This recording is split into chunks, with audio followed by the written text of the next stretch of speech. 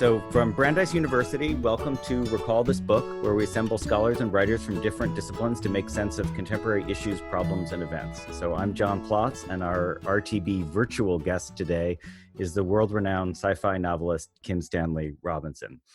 His trilogies include The Three Californias, Science in the Capital, and very deeply beloved in my household, the Mars trilogy, which is red, green, and blue for those scoring at home. He has won way too many Locus, Hugo, Nebula, and other awards for me to list here. And he has an asteroid named after him, which in my science fiction class we use as a test of something. In an earlier life, he was a PhD student of Frederick Jameson, and he wrote his dissertation on the novels of Philip K. Dick. He's been a Californian since childhood, though he did, I just discovered, live in Boston long enough to get a degree from Boston University. Were you living, Stan, were you living in Boston at the time? Yes. So, yes. Great. So that's, if you were living near BU, that's probably about 3 miles from where I am perched right now. So. Well, I was in Boston last month, and I walked down to the apartment I lived in 1974-75, which was in Allston. So it was west of BU, and it was a great year. Oh, that's great. Yeah. That's on my regular bike ride to Widener. So I love that neighborhood. So Stan, thank you so much for doing this. It's a great pleasure. It's my pleasure. Cool. So this is the latest installment of our Books in Dark Times series, which, as you probably know by now, asks what books we turn to for guidance, sustenance, or encouragement at dark moments like these. You know, what books have you been turning to for comfort or joy over these last few weeks? Weirdly, I was in the Grand Canyon on a rafting trip between March 11th and March 19th. Wow. And so when I came out on March 19th, things were spectacularly different than when I went in. That is amazing. We were out of contact. So to tell you the truth, since March 19th, I've been in catch-up mode. I've had a hard time understanding, believing, and my personal life is very similar to what I lived before. I write at home, I garden, I exercise. It's not my social life, of course, is gone as anyone else's, or it's been put online. But my life was already kind of a shelter-in-place type life. Mm-hmm. So that Grand Canyon interlude sounds amazing. I mean, that sounds like something out of a Last Man novel. It's like The Purple Cloud or something. Yeah, and George Stewart, Earth Abides. I'm writing an introduction for Earth Abides, and I think that's what happens to the protagonist of Earth Abides. Is he comes back from a trip into the wilderness and everybody's gone. It's not quite. It's not really like that now. It's more interesting in so many ways and a little less apocalyptic. Yeah. But there are similarities enough that when I came out, I had many requests for commentary, and I realized that people now think of us as being in a science fiction novel. Yeah. Or they think science fiction is now the genre that is the best realism of our time. And I've been saying that for many years. So it was interesting to see that now being felt by other people as well. Yeah. And can you play that thought out a bit more? Like, do you think that the thing that you've been saying about science fiction is the realism of our times, do you think that when people come to you for comment, do you think they're thinking about it the same way that you are? Or are they is it just they hear the word COVID and they reach for dystopia? Well, there's that.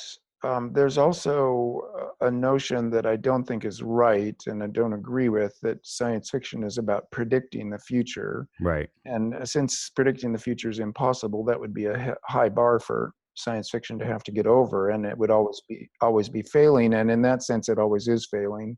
But it's more of a modeling exercise or a way of thinking. And so what I've been saying for a long time is we're in a science fiction novel now that we are all co-writing together.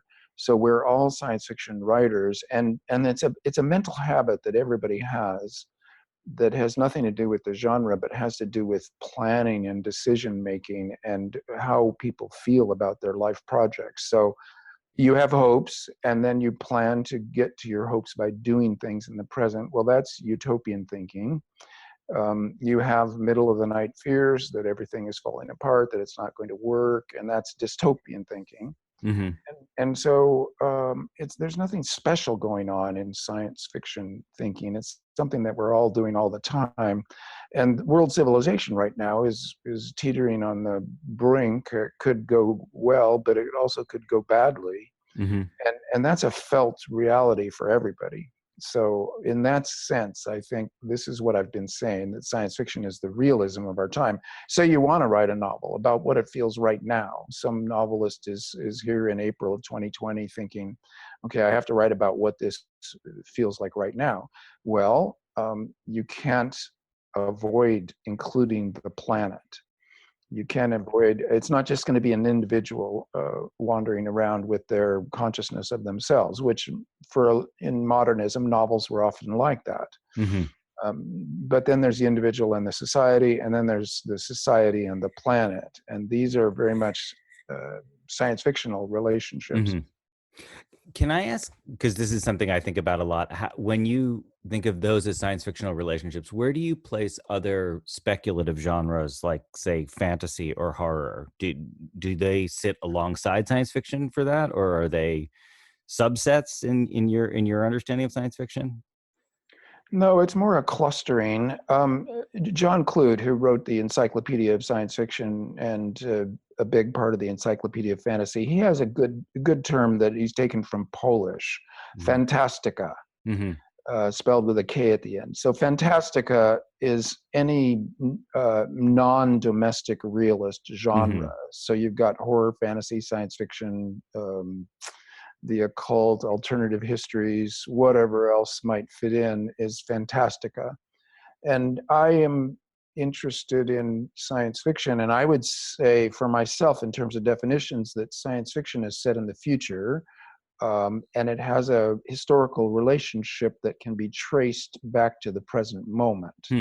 And so what's interesting for me in terms of that definitional power, the cut you can make, is that fantasy doesn't have that history. It's not set in the future. It doesn't run back to our present in a causal chain. So now the moment I say that, you can then begin to bring up fantasies that take place, where Coleridge runs into ghosts or whatever. But as a first cut, I think it's a useful definition. But definitions are always a little, troublesome. So something that was putatively science fiction then, but set off in an alternate universe wouldn't be science fiction for you. It would be more fantasy. Like, in other words, I'm trying to think of the perfect example here. I guess Star Wars comes to mind, but something, in other words, the important thing for you is the point of departure from our own present to make it science fiction. Well, when you point it out, that makes it clear that this is just one type of science fiction, one subgenre within the larger genre. Space opera, where you're zipping about the galaxy and the laws some galaxy, and the laws of physics are much relaxed. Well, there was a talk of science fantasy to describe Jack Vance or Gene Wolfe's work, where essentially you set a text so far in the future, like 5 million years in the future or 1 billion years in the future. Well, anything could be happening then. So it feels like fantasy, but you have this cover story that is supposedly science fictional. It sounds as if you're saying you've got a kind of an ethos, a way of reading that really wasn't affected by this, crazy pandemic moment that we are experiencing. Do you have any thoughts about why that might be? Like, do you think that's true? Is that something? Does that say something about you temperamentally, or yeah? Yeah, I've worked out my own reading habits, and because I was a student for so long, got a PhD in literature, and have been involved in various kinds of teaching or selection committees or award committees. I don't like to read anything that people tell me to read. I make my own schedule of reading, and I go to the used book sales at my local library, and I pick randomly and I read randomly, and I enjoy the feeling of randomness. Yeah. So within that, I have my loves, and I go back to them and try to be comprehensive because I enjoy it. I enjoy getting to know those writers as writers. And also for research from my own science fiction novels, I have to read a lot of nonfiction. Yeah. And it's interesting, but only in the sense of strip mining text for information Okay. and being Yeah. fast at it. Like I would like to be able to touch a book on the spine and immediately know everything in it. Download it. Uh-huh. Yeah, when it comes to nonfiction, I've got pretty good at looking at tables of contents, and many a nonfiction book should only have been an essay in the first place. It's been padded. Yeah. And so I'm good at finding what I need in nonfiction, being very instrumental about that. Well, that kind of burns any feeling of obligation to learn more about the current world. I'm already I've got an influx of periodicals like Science News or London Review of Books, Mm-hmm. and so I have contemporary reading that is very instrumental, and then I have my own literature track. Yeah. And Does then does the track include, I know you put novels first and foremost, but I was wondering about other genres, like I mean, slow reading, say poetry or philosophy, or I don't know, other genres that you yes, would want. Yeah. yes, I read poetry with great pleasure, usually a poem or two at night in collections by single authors before I go Hmm. to sleep. And then I'll go through a book, and that will often be a career, a poet's career, and it might take up to a year. And I love that. I also read a little bit of short stories. I read plays in print because it's hard to get to many plays. And I read a fair bit of literary criticism and history just for the interest of it. So yeah, it's more than novels, but the novels are kind of at the heart of the project as a reader. But I read at the same pace at all times and in all places. I can't hurry. I can't slow down. Hmm. It's not a fast pace. It's just my pace. And I love reading in the way that it puts you under, like a hypnotist puts you under. It's that willing suspension of disbelief that I don't read critically. I don't read as a writer trying to figure out how they did it. That might come later, but mainly I'm under, and and in that sense, I'm kind of out of conscious control. I only read at the pace that my mind can take it in. And so you don't understand science fiction as outside of the realist tradition, then you think of the science fiction that you're doing is a continuation of that sort of realism, you know, three Well, centuries on. well, there are many things going on there. Say that maybe science fiction is a kind of a proleptic realism. In other words, you're trying to cast realism off into the future, which is a weird thing to try. And so, say to someone, well, this is a story of what happens on the moons of Jupiter in the year 3000. Well, immediately that sounds like a fantasy, and it sounds like it's going to be a romance at best, something like a dream. Well, if you love novels, that's not good enough. You want a sense of this is the way life is. And so, to a certain extent, the kind of science fiction that I do and am interested in, you have to overcompensate for the weirdness of the basic conception by adding even more realistic detail Hmm. to so it doesn't look like a cardboard set, but looks like something you can really believe in. And that helps the suspension of disbelief, so that people reading a science fiction novel, they can fall into it and think, oh, well, I guess Mars must really be like that. And that's how you would build the first shelter on Mars, because there's so much detail there. So my books have a craziness to them that, there's some risks being taken there. Yeah. But it served my purposes. It seemed to me to solve the problems that I had set myself. Yeah. So speaking of which, can I ask what you think of that? Do you know that Frederick Turner epic about the terraforming of Mars, the Oh, poem? yes. Yeah. Yes. What do you, Genesis. Genesis, exactly. What do you think of it? I think it's great. I do too. Yeah. It's a wonderful epic poem, and all of Turner's epic poems that are science fictional or fantastica. There's a post-apocalyptic one called The New World, and there's a recent one about things kind of falling apart but not quite, called Apocalypse. Yeah, I have And that on my reading list. I haven't gotten to it yet. Yeah. yeah, they're all Yeah. good. For me, Genesis is maybe the best of them, but they are all at a very high level of both poetry and narrative. Yeah. He's doing a strange thing that is his own project, and I really love it because he is a wonderful poet at the level of the line. Mm-hmm. So it isn't as if he's just a novelist that is clunking out things in verse. He's a true poet. And so what you get is this marvelous compaction and flair for phrasing. Things are said beautifully Mm-hmm. in the way that poetry ought to be. It's quite an accomplishment. Yeah. But so I guess do you think of it as an accomplishment that is comparable to what you're aiming at with your own Mars trilogy, or do you think of them as in different registers? Well, they are in different registers, and I think he's more like Le Guin. What I admire in Le Guin and in Frederick Turner is an ability to compress and to find the beautiful phrase. Mm. And I aspire to that. I try for that, but I see that they're very good at that. They have a very clean line. They don't perhaps need or they don't want the intensive realist details that might make something feel more substantial. They're willing to go with the power of poetry alone, or with phrasing. Mm. Yeah. Yeah. So can I ask how the Suvin phrase cognitive estrangement fits in with the way you've just described what you think what your own sort of realist science fiction does? Does that Yes. resonate, or yeah? Oh yeah, yeah. Suvin's very important theoretically, and his cognitive estrangement comes out of Brecht, the Verfremden effect, the estrangement effect, the V effect, and the Russians and Brecht. Yeah, Shklovsky too. Yeah. Yeah. What you want to do is present to the reader a skewed vision that at first you are being told, well, this is very, very different from you, but look at it anyway. And then there's a secondary turn, another turn of the screw that says, but wait, we were describing your reality all along. And then you have to think, wow, my reality is really weirder than I thought it was. It's not to be taken for granted.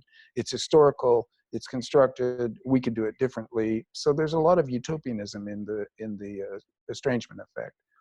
And what I've been saying over the last couple of years is I think science fiction works by a double action that is this is one way to talk about the estrangement effect. The glasses that you put on at a 3D movie, Mm-hmm.